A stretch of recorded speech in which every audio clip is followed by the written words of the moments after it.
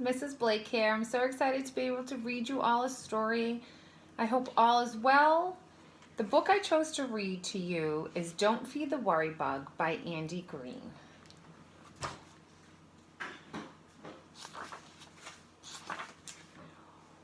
On a bench in a park on a bright sunny day, winced the monster of worry, let time slip away.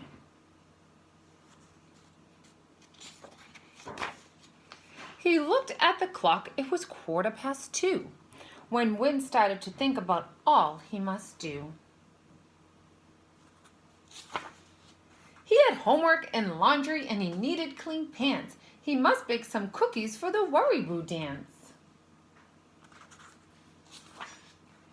Then Win started to wonder, did he leave the light on? Was his backside too puffy?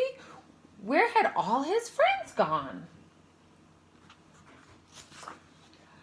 And his worries kept growing till he heard a soft buzz.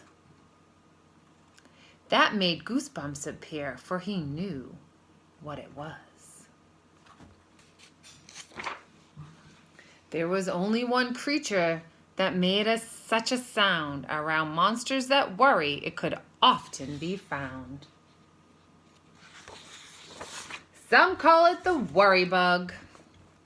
And this is for sure. If you feed it a worry, it will always want more.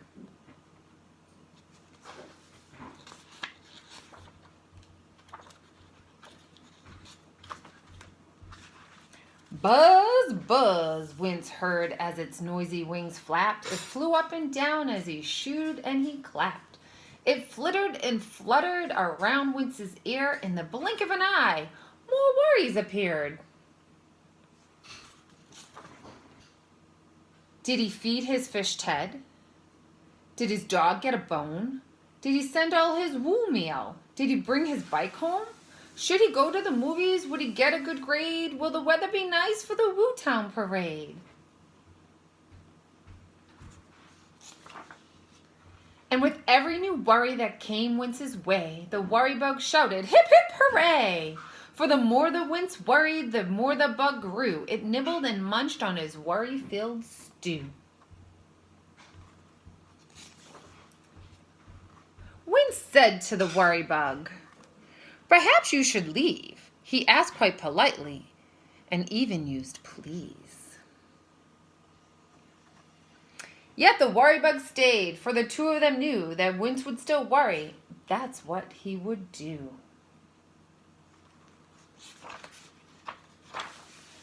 As day turned to night, Wince got ready for bed. The worry bug yawned and laid next to his head.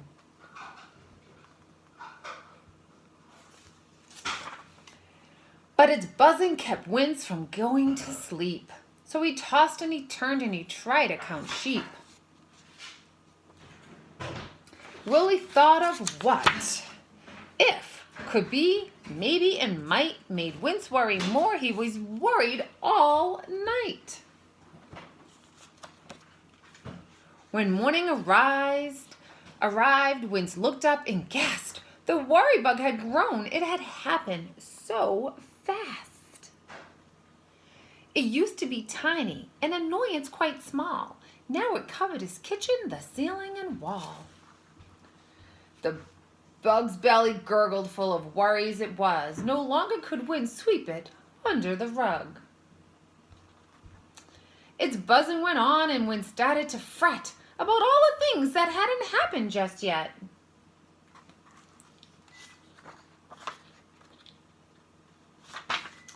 No cookies were baked. The laundry had piled. Wince hadn't done homework in such a long while. Enough! Wince exclaimed, there must be a way to get rid of a worry bug. It can no longer stay. So Wince went to the library to read and take notes about catapults, cranes, and wagons and goats. He plotted and mapped out a worry bug graph, then called the experts, the worry bug staff. Together they studied this bug-growing beast and built a bug net out of Wince's bed sheets.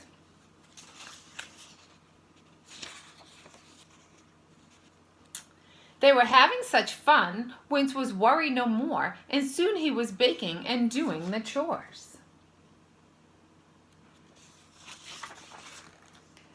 But just when Wince thought his work was complete, the worry bug buzzed. I need something to eat.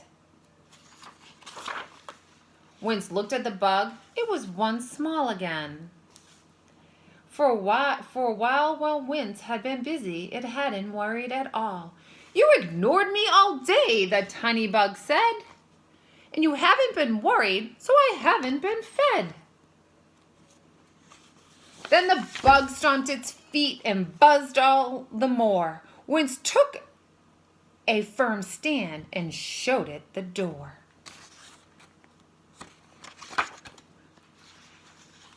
I've got things to do. I must work, I must play. I'm not going to worry, so go on your way. Buzz, buzz, Wince heard as the bug flew about, still trying to make one last worry come out. It flittered and fluttered around Wince's ear, yet Wince wouldn't give in, and it soon disappeared.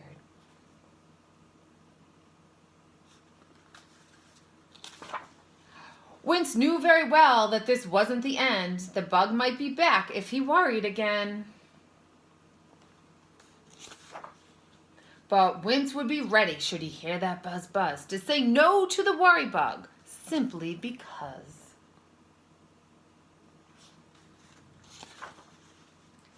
Wince had learned that his worries got bigger each day when he allowed the worry bug to nibble away.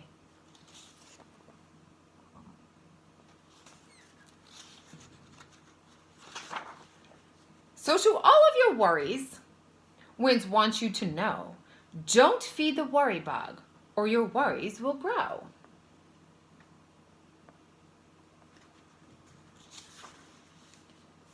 The end.